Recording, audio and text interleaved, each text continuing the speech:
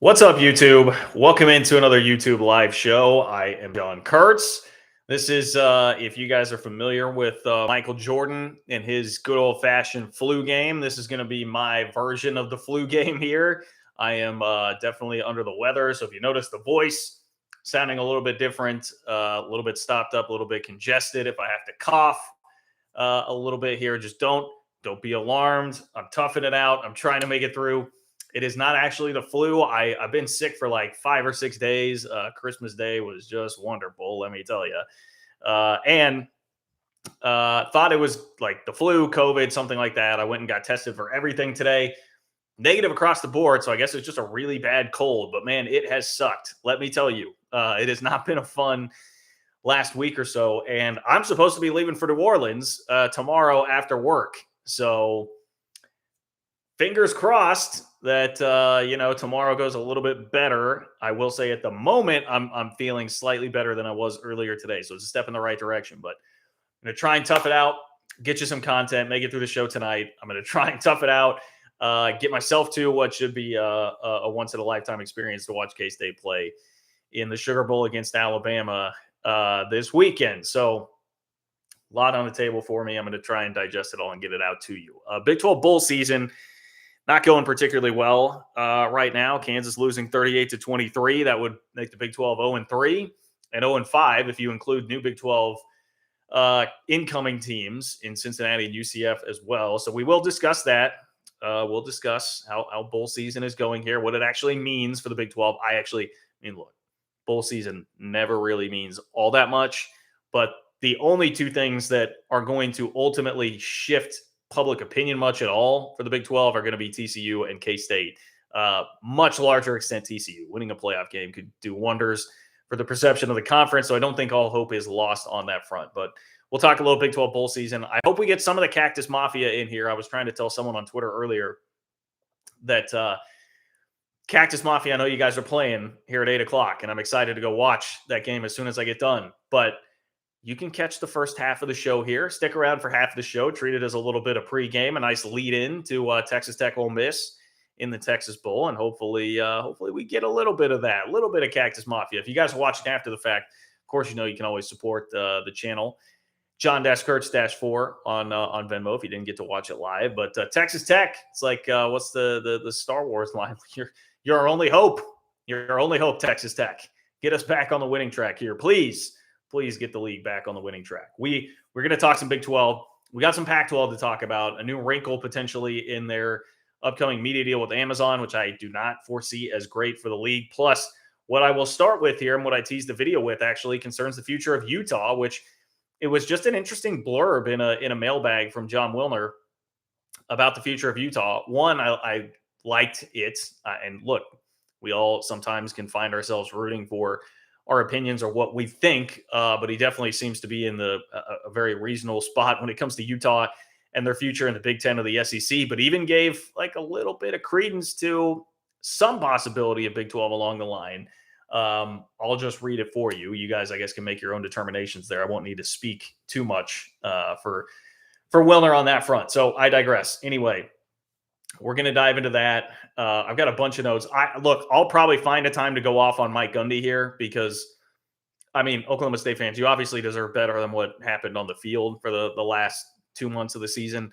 But just the way Mike Gundy went after a reporter over a relatively innocuous question in the postgame press conference yesterday, I hate, and it hits close to home because I think Gundy is playing off of a lot of the same notes that a guy with as much cachet in a town like Manhattan as Bill Snyder had at one point in time when I was a guy covering the team had and could flex that power sometimes when they didn't like questions coming from reporters. I just hated the whole exchange from Mike Gundy's standpoint. So I do want to talk about that as well. So that's kind of what I have on the docket here. But you guys know the drill. If you've been here before, you can be a part of the chat tonight by donating. There's a lot going on in the chat. We have almost 100 people in the chat right now. I'm not going to be able to read everything that happens there. So the way that you make your voice heard is you click the $ below the chat box where it says say something.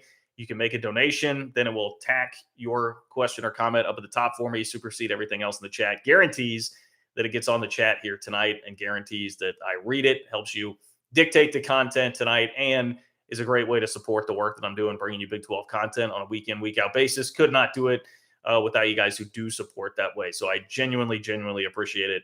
Everybody who does do that. If you want to help contribute to the channel for free, just give me one click. All I ask is that you like the video. If you like the video, it helps me out with the YouTube algorithm. Totally free. Just takes one click of the mouse, and you can get it going that way.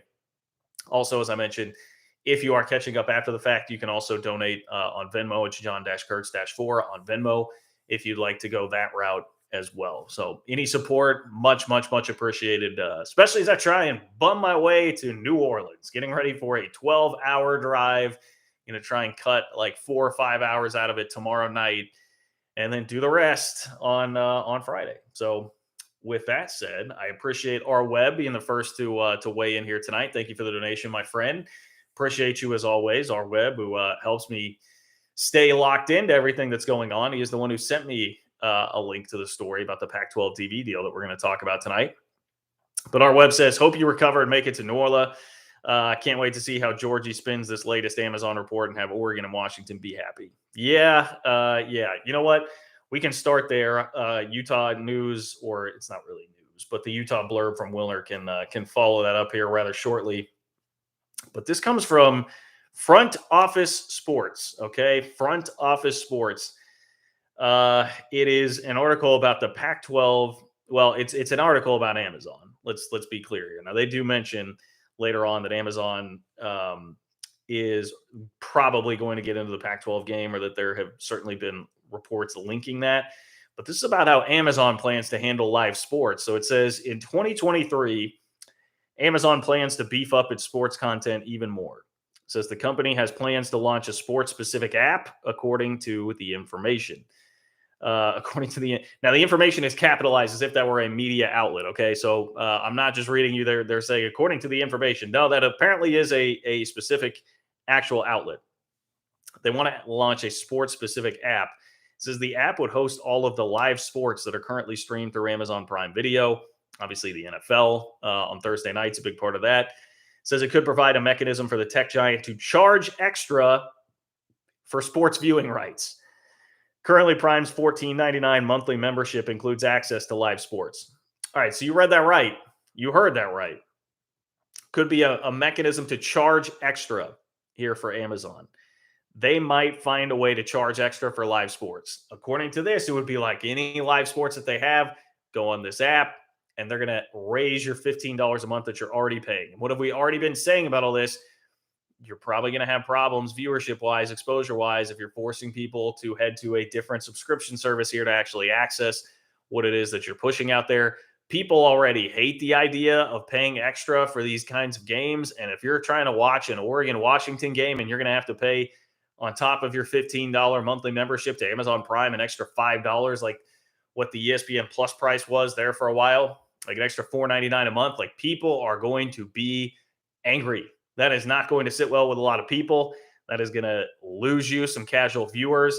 That to me just spells a lot of trouble. Now, I also would have to think that this would be a part of the negotiations. And much as we rip on George Kliavkov here, he's not that dumb, right? He's not going to be dumb enough to think, I wouldn't imagine anyway, that would fly or work or be a piece of this. I mean, I don't know. Maybe if that's the only way that they can actually get that number per school, the dollar figure per school per year to be higher than the Big 12s to take the PR win and try and go that route. I mean, I guess, I don't know, but that would not strike me as something great for the future of the Pac-12 if that is going to be true, if this is really the way Amazon wants to go. Either way, I guess, unless there is a piece of this that's already being negotiated right now by Kliavkov and they're like on board with making some sort of concession here, or that the Pac-12 wouldn't have to do this. Either way, it's going to be bad news for the Pac-12 because either they sign the deal and then you're going to make people angry with this, or that may push you away from Amazon. Maybe that means now you have to go running to Apple, or you have to come back to ESPN, who apparently had already lowballed below the Big 12 figure to where you didn't want to just sign that deal with them. Either way, that's not an ideal or good scenario for the Pac-12 if that is correct. So this does make note. It says Amazon Prime Video has purchased rights to multiple live sporting events, from the $11 billion deal for Thursday Night Football to the MLB.TV regular season package, select WNBA matchups, and overtime elite. It also says CEO Andy Jassy reportedly confirmed that the streamer is interested in acquiring more sports media rights. The next acquisition could be the rights to the Pac-12 conference, which has made a major push to do a deal with Amazon. Front Office Sports previously reported. Says the fifth most valuable company in the world could also make a move for the NBA, which is seeking 50 to 75 billion for its next media rights deal. Boy, wouldn't that be nice? 50 to 75 billion there. But also let you know that, Amazon is, I think this does confirm to us or adds further confirmation that Amazon is definitely in the live sports game. They're looking for extra properties to add, but I don't think that has been any secret here at this point in time that was going to be a likely destination for Pac-12 broadcasts, just because one, Amazon wants it, and two, the Pac-12 is trying to get creative here and do something that would actually net them more money than ESPN. But I just think, you guys are all Big 12 fans here. I know how much people have just absolutely loathed and hated paying anything for ESPN Plus. Man, I can't imagine trying to throw something else on top of that. If you're the Pac-12 right now, being like, we're going to have to ask you for this extra $5 on top of the already limited exposure that you're getting on this network, and on top of the already $15 a month that you're going to have to pay just to be a Prime subscriber to watch the game anyway. And we're talking about your core fan base at that point. We're talking about making things more difficult on your core fan base, let alone just the casual viewers and all the things that we've discussed before that you're losing out on, like TVs on at bars, and people not wanting to flip back and forth between different apps to watch games if they're on YouTube TV, and they would have to leave that to go watch your Oregon-Washington game. I don't know. That just does not seem like a very positive development to me. Now, for Amazon, maybe I'm trying to play devil's advocate here. Maybe the thought is, if they do get enough live sports eventually, if they eventually have some NBA, if they eventually have the Pac-12, if they get a bunch of different things working together here, maybe it becomes a valuable enough entity for sports fans that it'll become more commonplace for people to pay for it. But this is where I think it comes back to my thought on the Pac-12. If they're going to truly, truly deep dive with Amazon here and have that be the primary rights holder, it just feels to me like you're 5 to 10 years too early on that front. It would probably need time to work itself out. They would probably need to go get a good chunk of the NBA and get more sports that are going to make that a more appealing option for people to do, and just become a little bit more integrated. It feels like too early. I don't know. That to me was just like big blinking lights, like confirmation, like it's a little too early for this, a little too early for this, a little too early for this, if that is what the Pac-12 truly is going to do. Now, maybe they're not, because we have seen some of the Pac-12 world kind of push back and be like, I don't know if that's actually entirely accurate. Maybe that was jumping the gun. The Sports Business Journal making that prediction that was what was going to happen, because, again, that's where a lot of this really got legs, was a couple of weeks ago when John Oran of the Sports Business Journal didn't report but predicted that the Pac-12 would get a slightly higher figure than the Big 12, but they would do so by sacrificing exposure and doing it predominantly with Amazon. So, we'll see. That is certainly up for debate and up for dispute. But that was like a very minor kind of blip on the radar that came across where I thought, boy, that doesn't sound good. And interestingly enough, it came from Jason Shear, who covers, I think it's the Arizona 24/7 site, but covers Arizona, which has been long rumored, and maybe rumored is even the wrong word. They seem to be the most willing Four Corners school to listen to the Big 12 and any overtures there, and really mulling over their future, which makes a lot of sense because they are very basketball centric. The Big 12 is the best basketball conference, and one of the things that the Pac-12 stands to lose on the most, if they were to go that Amazon route, is just exposure for their basketball games, which we're always thinking about football because that's where most of the money is. But if you're a school like Arizona, where basketball is king, and you're going to lose a lot of exposure for your basketball, I can understand why that becomes a pretty big deal there. So a lot to think about. I think that's just another complication that the Pac-12 may have to deal with. And it also could very well be something that has been dealt with and talked about for a long time, and it's only just now getting out to the media. So we'll see. We shall see. Robbie, thank you for the donation, Robbie. I appreciate you. Robbie says, safe travels, John. K-State going to beat Bama. Boy, let's hope, Robbie. Let's hope. I just recorded a 3-Maw pod right before this. So I'm going on like a second straight hour here with a weak voice, again, trying to tough it out and talk to you guys here. But my guy Cole on the 3 Mod Pod. Had some really good in-depth numbers, both good and bad. Good in that he found a way to spend, Bama has not, their offense has not been very good. They've been average to below average, really below average. Against the 4 best defenses that they played this year, which are right in line with where K-State's defense ranks in terms of Bill Connolly's S&P plus. So I like that. But, some of the raw numbers, particularly for Alabama's defense, seem pretty daunting. They also just have a ton of talent on that defense in particular. So, but Will Howard, that K-State offense with Will Howard, the 2 best defenses K-State played this year, they were playing Adrian Martinez, and that was against Iowa State and Texas. They weren't actually playing the guy who became the most efficient quarterback in terms of scoring the football when he was playing this year in the conference in Will Howard. Plus, Adrian Martinez is back healthy. I think they could utilize that. Bama struggled some with running quarterbacks. Maybe you work a package in there. I don't know. I'm just going in it with some cautious optimism, but for what it's worth, I picked Bama 27-17 on our preview show that we just did. So,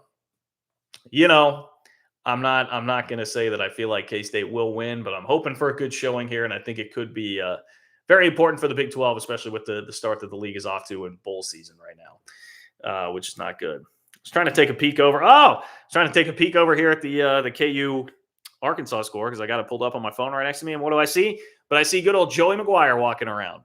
See Joey McGuire strolling the Texas Bowl sideline there. Okay, still 38-23 with like 3:52 left, and Arkansas has the ball, so not looking good for Kansas. Not looking good for the Hawks. All right, Michael. Michael, thank you for being here. Thank you for the donation, my friend. I appreciate you. Michael is going to appropriately lead us into Utah. Yes, I see, Charles. Utah. All right, we'll get to Utah. Michael says, screw the smug, unhappy little Utes. # go Cougs. Are they unhappy? I mean, they're in the Rose Bowl. I would think they'd be pretty happy, but I get the rivalry there, Michael. I totally do. And you guys know I've had my battles with Utah fans. I have had my battles with Utah fans. I wouldn't say that I hate or dislike Utah fans. My observation has been that Utah fans hold themselves in higher esteem than what the rest of the college football world sees them as, which is by no means a uniquely Utah problem, right? That's pretty apparent across the board. Any fan base is going to generally hold their program in higher esteem than where they perhaps would rank to everybody else across the country. So I'm not naive enough to think that, Utah fans. But with the winning you have done recently and kind of dominating the Pac-12 the last 4 or 5 years and just the last 15 years of overall history being pretty good, I think it has given some Utah fans at points a big head about where they fall into the pecking order in the national college football landscape. Again, don't get it twisted. I think Utah is a very good football program with an excellent head coach right now, but I don't think it's a program that ever winds up in the Big Ten or the SEC. And John Wilner said as much. I was very interested. Let me teach you a little bit about how hooks, teases work. I saw in Wilner's latest mailbag, one of the bullet points that he teased was Utah's future. And I thought, okay, wow, that's very interesting because Utah has been the school that has been the least likely to go out of the four corner schools. They've been the most defiant toward Big 12 overtures, even to the point where their athletic director quote tweeted me and said, we're not leaving within the last month. That was not that long ago that actually happened. So they have been very, very much in the corner of the Pac-12 and wanting to keep it together. And why would they not be? Back-to-back Rose Bowl trips. They've been beating USC around like a drum. They're winning conference championships. They should want the Pac-12 to stick together because it's working pretty damn well for them right now. So I get it. And I think that is the best case scenario for their ultimate future would be for the Pac-12 to stay together in this current form and let them win the league quite often, go make regular playoff appearances. As long as Whittingham stays there, which I guess that would be my other question, is what happens when Whittingham leaves. But they have certainly had other good coaches there before. Hello, Urban Meyer. So it's a very interesting future to look on, I think, if you're talking about Utah here. But let me just read to you what Wilner had to say. I was very struck by the fact that he kind of addressed what their long-term future would be. Now, he got a question from a fan, and it said, with how Utah has handled themselves the last 2 years on the field, will the Utes be just fine when realignment strikes again? And he starts it off by saying it depends on your definition of just fine. And I was like, okay, I'm interested in this. I'm very interested in this. It says the hotline doesn't foresee the Utes landing in either the SEC or the Big Ten if and when those conferences expand again. In parentheses, that point could be the end of the 2020s or the middle of the 2030s. However, the Utes are an obvious option for the Big 12, which would happily gobble up any of the top tier programs in the Pac 12 or ACC if the current Power 5 structure liquefies. So I mean, we're talking about second graph there outside of just the lead on the answer to this thing. Second graph there, the Big 12 actually does get mentioned, which is interesting. I mean, this is why I've kind of said all along, like Wilner, I will very much give him credit for like he's not totally shutting out any of these possibilities. He doesn't seem to think that it is likely that the four corner schools wind up in the Big 12 anytime soon. But when he's projecting more movement eventually, it would seem like that projection kind of means like something happens to the top of the Pac-12. If something else happened with the Pac-12 and there were some moments of instability there, that Utah could then still be on the table for the Big 12. Also, I do appreciate the fact that he starts it off with the hotline doesn't foresee the Utes landing in either the SEC or the Big Ten. Which again, I don't either. It's just again, the Utes, much like, look, my squad just won the Big 12 this year. I don't have any delusions of grandeur that they're going to the Big 10 or the SEC either. Kind of lost the genetic lottery, lost the birth lottery, if you will, there. And not being in a major media market or blessed with a huge program with all this tradition and all that sort of thing. Here is the rest of the blurb. It says, the expansion calculation for the SEC and Big Ten is about more than wins, losses, and conference titles, which is very true. It can certainly help you, but it's not going to be all about that. I think Oklahoma State is another program that kind of falls into the same sort of position that Utah is in right now. It says it's also about geography, media value, and institutional fit. Does Utah make more sense for the Big Ten than Washington, Oregon, and the Bay Area tandem of Stanford and Cal? Not in our view. Will the Big Ten eventually add more than 4 schools from the western third of the country? Again, not in our view. In fact, the hotline believes the conference could move into the ACC footprint, not the Pac-12 when it decides to expand again. But however it shakes out, whether it's the Power 5, Power 4, or Power 3, Utah will be included. And I would totally agree with that. I guess I take this moment to just recognize the fact that John Wilner, who is as clued in as anybody to what's going on in the Pac-12, I think generally very reasonable, level-headed, his take would be about the same as mine on where I feel like Utah fits into the college football world and college football ethos. It's like Utah, I think, they're like in that second tier, right? You'd have the Power 2, Big Ten and the SEC, and Utah is going to be a part of the best of the rest. Whatever that winds up looking like, especially if we're projecting this out to like the 2030s, whatever that winds up looking like, I think they will be there. So, I mean, I kind of take this to be like, could Utah be in the Pac or in the Big 12 eventually? Yes. I feel like Wilner is kind of saying that, but it would take another shift, another pretty major shift, not as it currently is constituted, which I continue to agree with. I would not anticipate that Utah is going to wind up in the Big 12 anytime soon. After that initial period of shock with USC and UCLA leaving, when everybody was kind of panicking and trying to figure out what exactly to do and how that was going to affect everything, I have definitely cooled on thinking that it was likely that Utah leaves. I still think the only way that it would happen in any time frame that is fairly recent or not too distant future, I should say, would be that you gotta wiggle out Arizona first. I think Arizona is still the key to that. If the Big 12 is going to get into those four corner schools, you've got to siphon off Arizona first, and that would be the way to do it. And I think that is the one thing I would worry about if I were the Pac-12 and the immediacy of putting together this new TV deal is, especially when you combine it with what I just said, something else that could be another barrier toward getting more people to watch your games if they're going to be on Amazon, people having to pay an extra fee on top of the $15 a month they're already paying for the video service from Amazon.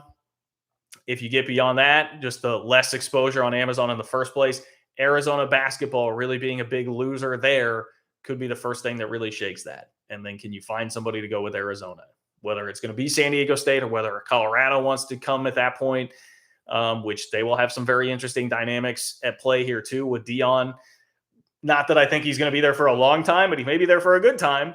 I don't think it'll be for a long time, but however the Dion thing shakes out, if they think that the Big 12 could provide some more exposure, I will tell you this. I will say this. On the Colorado front, does there not seem like a better match made in heaven than like Brett Yormark and kind of what his sensibilities are and his marketing acumen and what he wants to do, meshing that with Deion Sanders? Doesn't that seem like it would make a lot of sense? Like the flash and the glitz and glam of Deion and what Brett Yormark wants to do. Brett Yormark, the same guy who had the Big 12 link up with Bathing Apes for a collaboration at the Big 12 championship game, the guy who pulled Ashanti out of his Rolodex to come sing the national anthem at the Big 12 championship game. Does that not seem like a guy who might be into to Deion and trying to market that? Again, I don't know that would all ever work out, and the timeline is so far in the future. And if Deion does legitimately have success, I do not think he's going to be at Colorado for very long. But something to think about there. Something to think about. If you can pry loose Arizona, and then maybe Colorado decides they want to go that route either. I'll start kind of adopting this from John here, where he says, the hotline still thinks that's like a 4-point underdog or something like that. I still definitely think that's like a touchdown underdog at this point that would happen. But that is what I'm going to be monitoring here. And that is definitely what I'm going to be monitoring here as we move forward with this deal. And there was a part, Wilner answered a question about expansion and a timeline basically for all this for the Pac-12, which we have continued to read his reporting, kind of pushing it off toward first couple of months of this upcoming year. But he says, do you anticipate expansion news in January? It says, based on a recent conversation with one of the hotline's most trusted industry sources, I would peg mid-January to mid-February as the likeliest window for a media rights deal. And given that Kliavkov has stated the expansion piece would come after the media rights contract and subsequent grant of rights agreement, could be March or April before the Pac-12 resolves the expansion issue.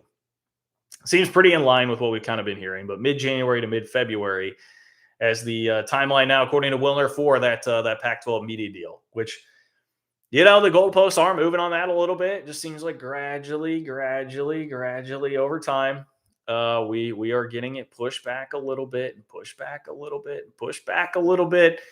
I still don't think that's a great thing for the Pac-12 because the longer that goes, the longer everybody is still holding on to some level of uncertainty. Once again, hello, Arizona, and what they might be thinking. But he is right. Kliavkov is right that the other major deals have been done now, and there's not going to be anything significant you would think happening on that front. So they do have some level of time, but it's not an unlimited amount of time, especially when Pac-12 can say what they want, unified front. They can all tell Canzano that they really believe in George, and George is kicking ass this week and all those different things. But I think you would be foolish to think that everybody is like 100% confident behind closed doors, because you just can't be right now. There's nothing definitive. The future has not been definitively wrapped up and secured. They're still trying to figure out what's going to happen with Oregon and Washington. So future has not been totally secured there. They're going to need to get something in place before too long. Sorry, I'm peeking over at Kansas again here. They got the ball back down by 15 with a minute 23 left. Okay, back to the donations. And if you guys want to make your voice heard tonight, plus help support the work I'm doing to bring you Big 12 content on a week in, week out basis here on the channel, please do donate. Click the $ below the chat box where it says say something. That is how you do that. It'll pin your chat up at the top for me, and keep it above everything else. Ensure that it gets read here on the chat tonight. Robbie chiming in again. Robbie says, K-State has one thing Bama doesn't, a huge desire to win and a player-led team. Well, I think you're correct on the desire for sure, Robbie. I think K-State will have more of a desire to win, although you have to give Bama credit. I mean, I will say this much for Bama. The fact that they have a culture strong enough to get everybody to play, like no opt-outs, because we're not just talking about Bryce Young and Will Anderson there. We're talking about a lot of guys that could be mid to late round draft picks on that team that have decided to stick around and just play it out. And I mean, you're seeing guys like, look at Texas. Like, I guess I should probably look at like Roshan Johnson and DeMario Overshone to see where they're going to be drafted before I start making statements like this. But like, it's not just all Bijan, like a guy who's going to be a surefire first rounder who are opting out. Other guys who are more mid-round picks are not opting to play. And yeah, you could say it's a Sugar Bowl, means a little bit more. It's a New Year's Six Bowl. But for Bama, I would imagine most of their fans certainly kind of view this like I would for playing in the Liberty Bowl, which K-State's done a couple of times and just been there, done that. Don't really care so much about doing that anymore. It doesn't get me fired up. But Bama was able to get the players to play, insurance policy or not. I think that speaks to the culture. I think it speaks to what Saban has going. I think there is a little bit something special there to that program for getting them to do that, which is a concern of mine going into the game. It gives me more reason to believe that Bama may actually legitimately care there. I see Michael following up now on the comment about Utah fans. He says, Utah fans just hate BYU. They'll never be happy. Okay, well, I certainly think most of us can relate to different rivalry situations like that, right? Where we feel like the rival just lives to hate you, or you live to hate the rival more than actually enjoying your own success. I think everybody is guilty of that sometimes. I will say that for Utah fans, but I appreciate the perspective there, Michael. You guys are my perspective for the Utah BYU rivalry. So I really do appreciate that. Looks like Kansas just scored a touchdown. So, if you can get an onside kick here or something. I just see Jalen Daniels has 440 yards passing. Man, had he not had the barrage of turnovers there at the beginning of the game, this could be a lot different. Robert, what's up, Robert? Robert says, worried that because TCU got into the college football playoff, the Big 12 bowl record will take a serious hit because teams playing above weight class. Robert, that's actually a really interesting theory. I'm glad you brought that up, because that kind of is like, if you didn't, say you didn't have TCU if you did not have TCU in the playoff, then it'd be like TCU in the sugar against Bama, which, still, I don't know if you ask TCU if they'd rather play Michigan or Bama. That'd be an interesting question. If you're asking them Michigan in a playoff game or Bama in the Sugar Bowl, that's not a playoff game, I think you'd probably still say you'd rather play Bama in that scenario. I get it. But point taken. Then you bump everything down. Then it's like if you had K-State in the Alamo against Washington, and then you knock Texas down to what would be next there? Are we looking at like the Texas Bowl? You just knock everybody down a peg, and suddenly, yes, you could have more advantageous matchups for the conference. So that's not a bad point. That's not a bad point. Onside kick for Kansas. Oh my! Did they just recover it? Is that legal? Kansas just recovered an onside kick, folks. I'm not seeing any flags. I don't have any sound on, but it looks like Kansas just recovered an onside kick with 1:04 left. We may have to keep our eye on this. I'm not going to give you like full-time play-by-play here, but I'm going to keep my eye on it a little bit. Maybe this will be the spark. Maybe this will be the spark to get the ball rolling for Big 12 and bowl season, leading right into to Tech, which that game has just gotten started. I'm watching what happened on this onside here.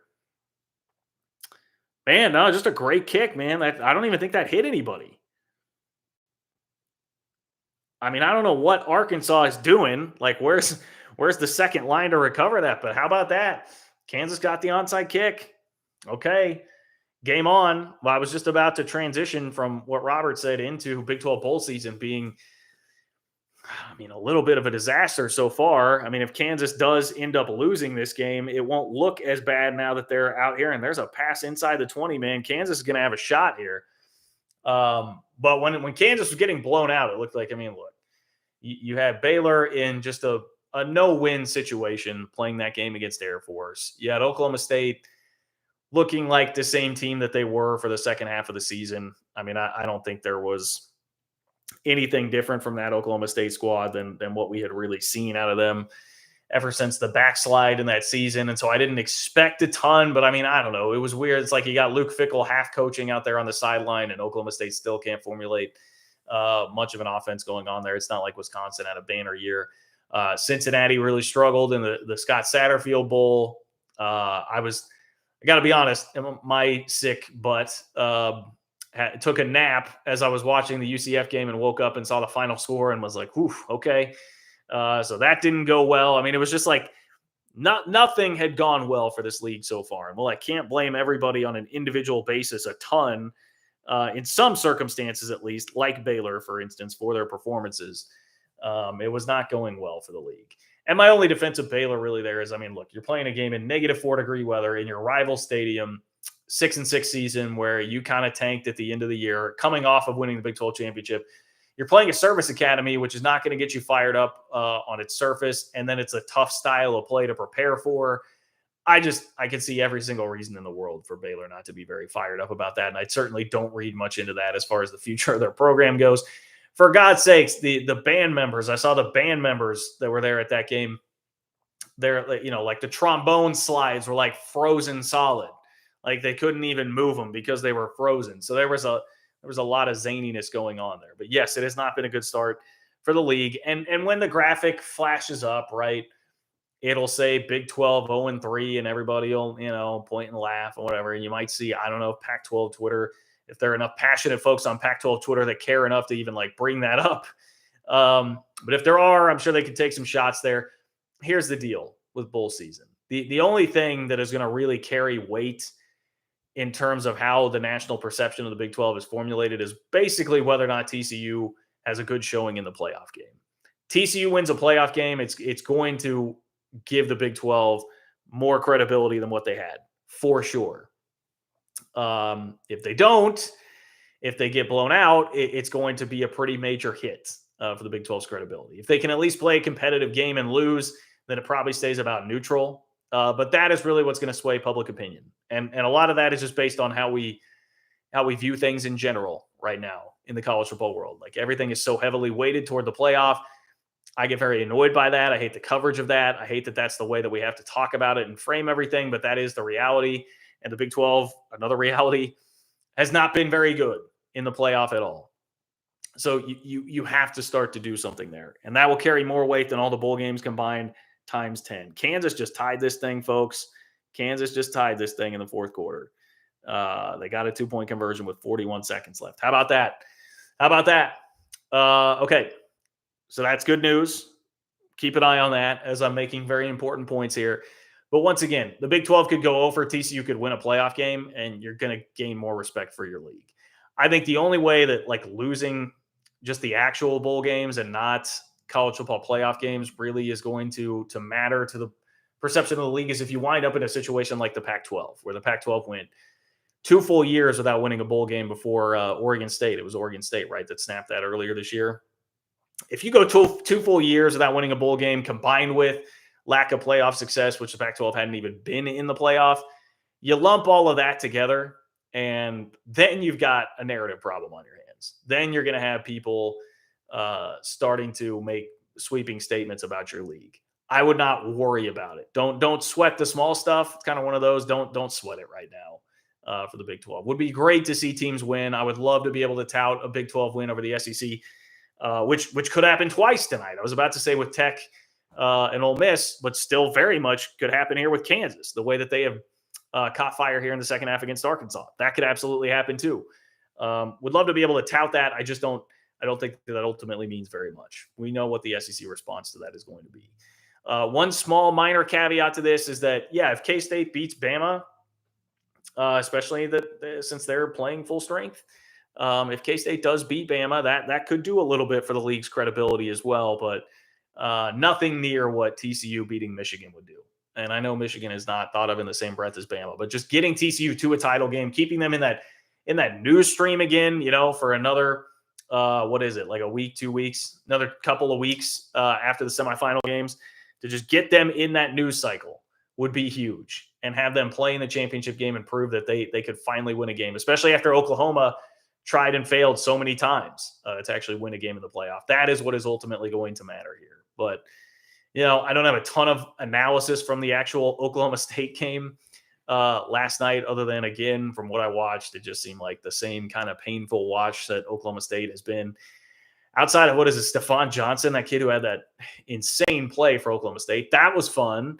But outside of that, not much was fun until the post-game press conference. And I've got a point to make here on that post-game press conference and how Mike Gundy handled things. But let me peek over here. So Arkansas's got the ball at the 25 with 38 seconds left. Boy, throwing it away. This looks like this thing's headed to overtime, folks. It looks like this is headed to overtime. Hiking Cat. I appreciate the donation. Thank you for the support, my friend. Hiking Cat says, hello from the road. Thanks for helping me drive across Arkansas, except in the valleys. See you in New Orleans. Hey, Hiking Cat. I appreciate you checking it out live on the drive. I will see you there too, Hiking Cat. Hopefully I make it. send some good vibes my way that I wake up feeling a little bit better tomorrow than I have been the last 5 or 6 days here. But I think I'm probably, unless things get markedly worse by the time I wake up tomorrow, I'm probably just going to say screw it and do it anyway. And by the way, I'm seeing everybody in here reacting to the Kansas game now, scrolling up a little bit. That's pretty fun. This is kind of cool, man. This is kind of cool, like watching a game live with you guys like this. Arkansas's out past like the 40 with 14 seconds left. I'll be honest, guys. I mean, look, I'm a K-State guy, but a Big 12 team beating an SEC team, especially when the league had struggled so far in bowl season, I would not be mad about this. Would not be mad about this. I would imagine that Arkansas probably had taken their foot off the gas and is now a little bit shell-shocked here. I mean, Kansas has all the momentum. You're not expecting to cough up the onside kick there. Boy, that looked like a false start on Arkansas. They didn't call it. Man, KJ Jefferson is pretty slippery in the pocket. Gonna get a flag there? No flag. Just incomplete. 3rd and 8. Okay. Game on. By the way, I should mention again, you guys, a couple of things you can do to help me out here on the channel. One, just like the video if you haven't. Over 200 people here in the chat and about 63 likes on that video. If we could get that ratio up, that would be great. Just one click, totally free. Helps me out here on the channel, helps me out with the YouTube algorithm, and supports the work that I'm doing, bringing you Big 12 content on a week in, week out basis, as do your donations. You can donate by clicking the $ below the chat box where it says say something. That is how you donate. Make sure your question or comment gets in on the chat tonight and help support, again, the work that I'm doing, bringing you Big 12 content weekly. I could not do it without all of your support. Oh, I'm sorry, Robbie. Robbie says she's way behind on Sling trying to watch the game. I didn't think about that. I do remember hearing that Sling is like notoriously a little bit late on some of these. I'm seeing now we got a flag on the last play of regulation here. Nighttime. I appreciate you, my dude. Nighttime says, Kurtz, just sending a drink your way for the K-State Bama game. It was fun watching them this year. Go Big 12. Thank you, Nighttime. Thank you. Sorry that the bowl game did not go better, but I think UCF has a very bright future, and I think it was you that made the point in a comment on one of the YouTube videos recently that UCF got a real nice bump in the recruiting cycle because of the Big 12. Like UCF had a really good recruiting class, top 5 in the new Big 12 this year. So that I think is, and that's where a lot of the unlimited potential for UCF really lies here and coming into the Big 12. So very much looking forward to it. Nighttime, very much looking forward to it. And I appreciate your support and helping get me to and make the time in New Orleans a little bit better. Okay, so let's talk for a moment. Let's talk for a moment about this Mike Gundy thing. I just did not like this in any way, shape, or form. So Mike Gundy is at his post-game press conference after a disappointing loss. They didn't play well. And more so than that, it was just a disappointing end to a disappointing season for Mike Gundy. He gets asked a question by Marshall Scott, who covers the team for the Pistols Firing blog. Now, this is where I would need to talk to someone specifically from the Oklahoma State beat to understand some of the dynamics of this. My hunch is that Mike Gundy already is perhaps a little bit perturbed that it's a guy that is with a blog, Pistols Firing blog, which is a big deal in Oklahoma State circles. I certainly respect them, but has a media credential and is asking this question here after the game. But look, Oklahoma State fans are all asking the question, like what's going to happen at the end of the year? Will there be any staff changes made based on the bottom totally falling out on the season? Oklahoma State fans all want to know the answer to that question. What exactly is going to happen?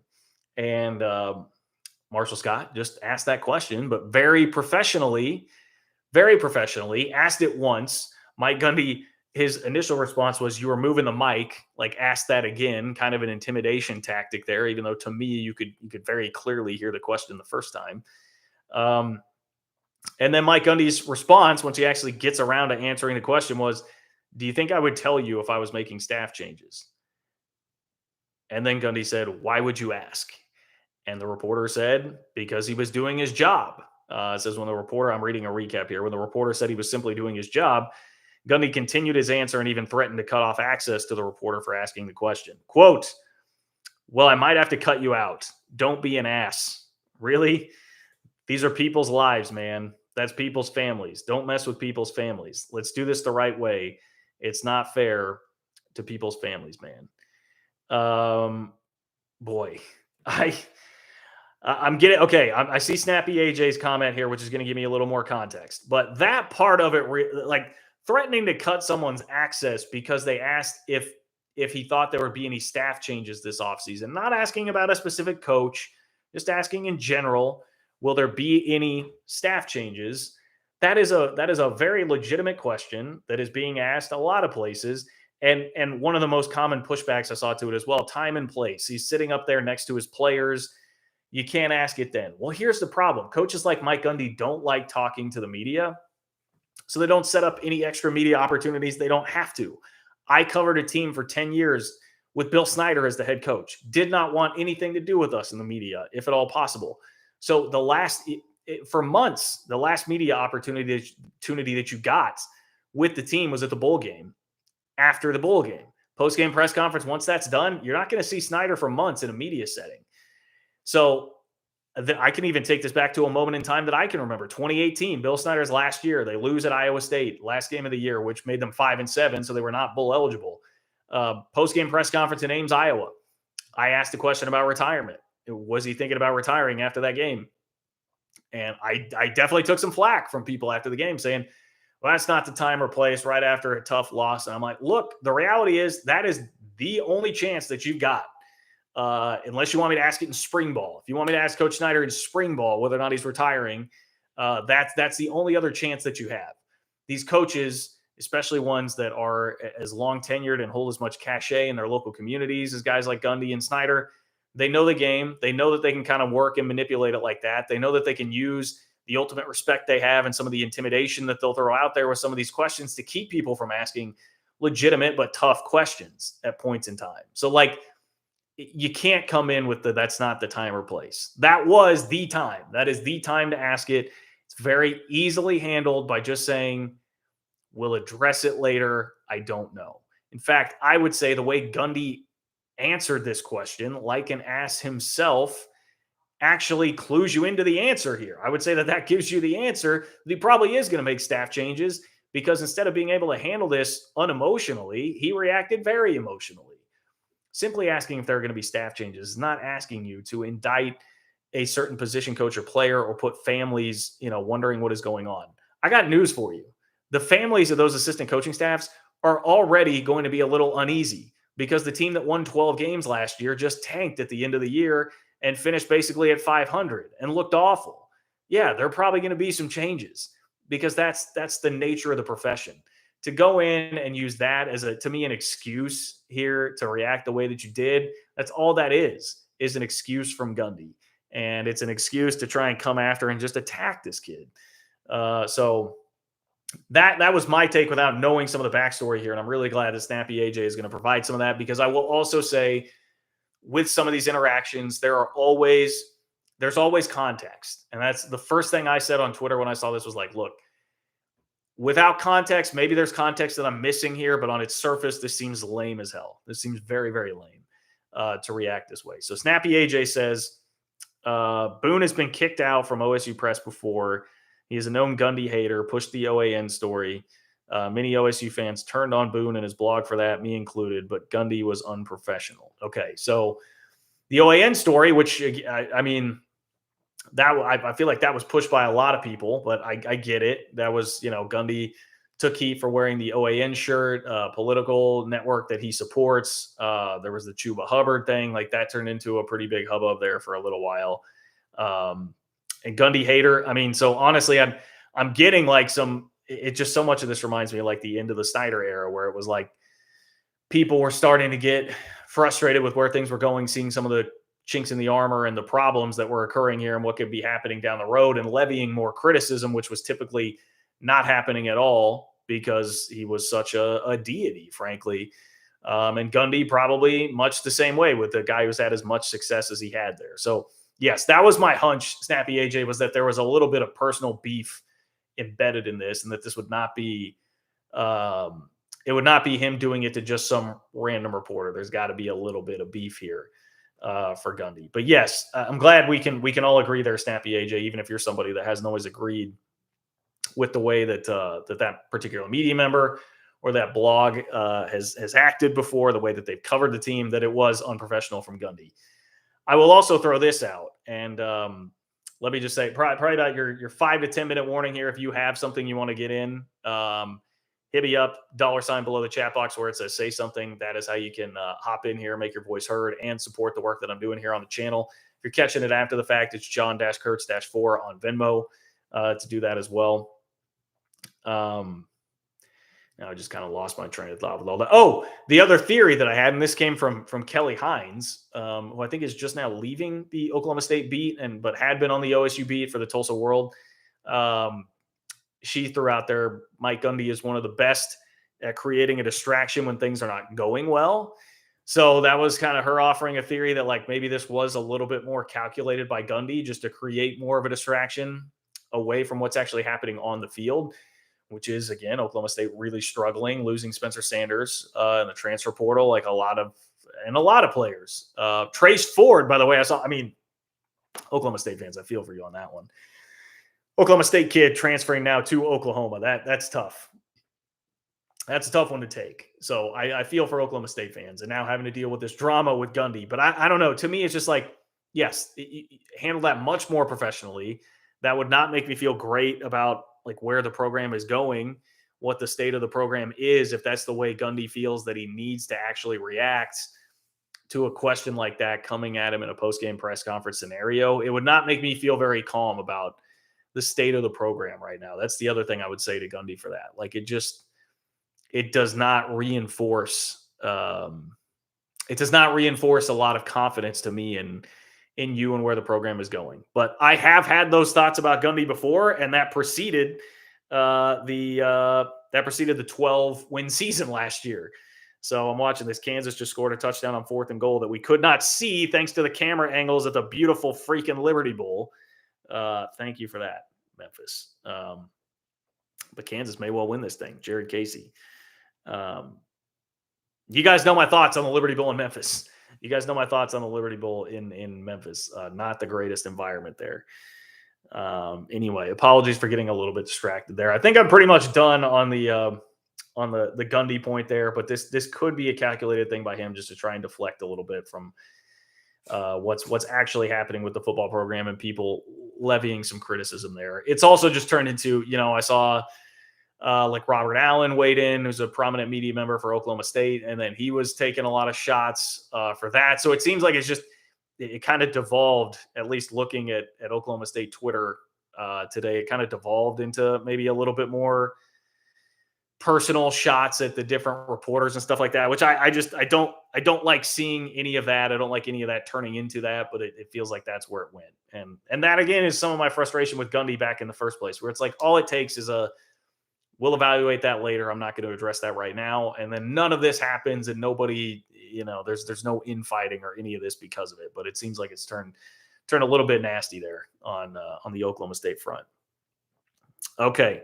Snappy AJ. Appreciate you, Snappy AJ. Snappy AJ says, thanks for the context. OSU fans are a mess right now, and I was hoping Ford wasn't going to OU. That hurts.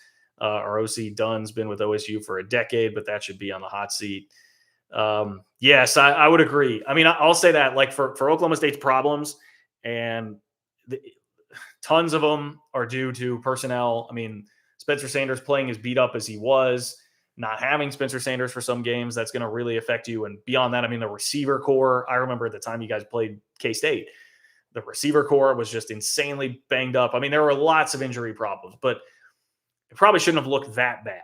And there are times where things just grow stale.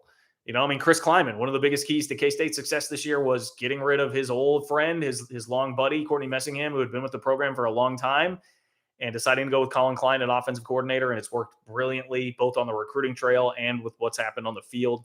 Sometimes you just hit a point where you've got to make that move, and this very well could be that time, and this also very well could be insight into why it was so sensitive for Gundy. If he's knowing in the back of his mind, all right, I'm going to have to get rid of this guy who's been with me for a decade, that could lead to some of the defensiveness there. But again, that's a tell. If you're trying to project confidence and try and keep the families out of it and stuff like that, answering that question that way to me is a little bit of a tell as to where you're headed. Touchdown Arkansas. So now do the Hogs kick it and tie it, go to double OT, or do they try to go for 2 here? We'll see. But yeah, I think there's a lot of context, Snappy AJ, and I figured there was more than meets the eye to the story with what's going on. And man, yeah, again, the Trace Ford thing, it makes me sick. And as a fan of K-State, I do, you just kind of load up and feel like at some point that gut punch in this transfer portal era is probably coming. I mean, we've seen it at Iowa State in basketball a couple of times. Well, I guess it was, just losing a kid to Texas last year. I've seen it happen at Iowa State, seen it happen at Oklahoma State. I feel like at some point it's inevitable that almost any school is going to deal with that. Not just losing somebody, but losing somebody to an in-school or an in-conference school or a rival, something like that, and it will just make you want to vomit. And that's what Oklahoma State fans are dealing with. So you combine that with the season, and I forgot about this, Snappy AJ, just to add a little further context to Oklahoma State fans and their season and where things are at right now. I mean, it was easy for me to kind of write off, the 12-win season last year, a bit of a down year this year. Okay. Well, that team was undefeated and had a 2-score lead on TCU on the road in the fourth quarter at one point this year. Like that, it was not looking like it was going to be a down year for Oklahoma State at all for a good chunk of this season. So, I can understand why things are pretty rough for Cowboys fans. And I'm sorry that I wish that Mike Gundy wouldn't have put you guys into a situation to continue some more of the negative vibes. Daniel, what's up, Daniel? Daniel says, going to the KC Denver game in KC. So my question is, do you know any places in KC to watch the Sugar Bowl? Great show as usual, John. Oh, well, Daniel, thank you, my friend. Enjoy the Chiefs game. I actually got offered really good tickets to the Chiefs game this past weekend, but didn't go, one, because I was afraid of it being too cold, and 2, because I wasn't feeling well. Places in KC. So usually, you might double check on this. Usually the KC Catbackers watch parties for games have been at Waldo Social. Social out in Waldo Social. I hear people call it Waldo Social. That I know is where typically the watch parties have been. They're usually like huge crowds from what I hear, and you would probably want to get there early, although I don't know how early they will open for an 11 a.m. kickoff game, but I would maybe check KC Catbackers and see if that's still going. But that's the one place I would suggest to you, because like the tough part is, man, outside of that, you start going to other bars around, especially like Johnson County. I mean, it's pretty KU heavy crowds. I went to the Peanut, a pretty famous local establishment around here, to watch the Tulane game. Not thinking on my part, I thought, it'll be a nice, quick, easy win. Well, it wasn't. K-State lost, and KU was playing Houston at the same time that was going on. So you had Kansas fans just going nuts about both the KU and K-State games. So you got to be careful. You got to be careful. But that would be my suggestion to you, Daniel. And if you need further guidance, hit me up on Twitter at JL Kurtz. I can try and help you too. And hopefully I won't be there with you. Hopefully I'm going to make it to New Orleans, but we'll see. We shall see. Snappy AJ says, on that note, does TCU making it to the playoff justify kicking Patterson to the curb? He built TCU, and I felt he deserved better. Interesting scenario there, Snappy AJ. I mean, look, does it justify it? I mean, I would say yes. Now, it's just such a cutthroat world. I mean, I understand that in most scenarios, somebody who did everything that Gary Patterson did for TCU, you would like things to perhaps go differently at the end. And I mean, like K-State, I don't think it was a huge secret to most involved that there was some definite pushing that went on with getting Bill Snyder to actually retire in 2018. And thank goodness it did. It has worked out very well for the program, and it needed to happen. But he literally was the program, so it's a very dicey situation there. But I think these guys kind of know the deal. You know, they make huge salaries. That's the other thing. Like Mike Gundy's being paid $7 million a year. He's the highest paid state employee. Just go answer the question professionally. These guys get paid a lot of money, and I think that's some of what comes along with it. You're gonna deal with some of that being in such a cutthroat industry. It benefits you when you're making the money and getting the adulation and the accolades.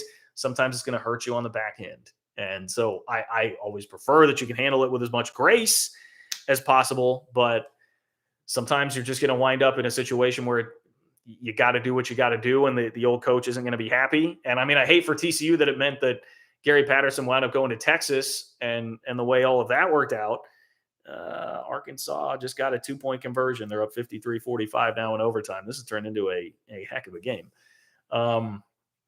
So I'd love for it to be handled with poise and grace and all that towards the end, but sometimes it just can't. And yeah, I think the ends justify the means, in all honesty, in my opinion, for TCU here.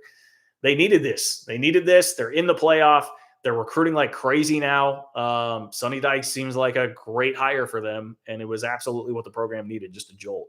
And I know, Snappy AJ, you maybe I don't know where Oklahoma State fans stand on like Gundy long term here, but I think it's a really interesting situation to start to monitor. Like, he's 1 year removed from damn near making the college football playoff. So I don't think that there's like a huge drop off coming, but within the next 5 to 10 years, that may be a situation that Oklahoma State is starting to stare in the face. Is like, okay, is this stale?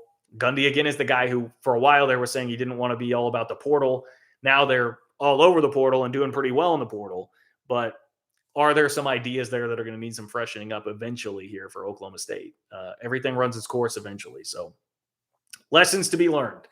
I think, on both sides there. But generally, yes, I would say the ends justify the means for what happened there with TCU and Gary Patterson. But good stuff.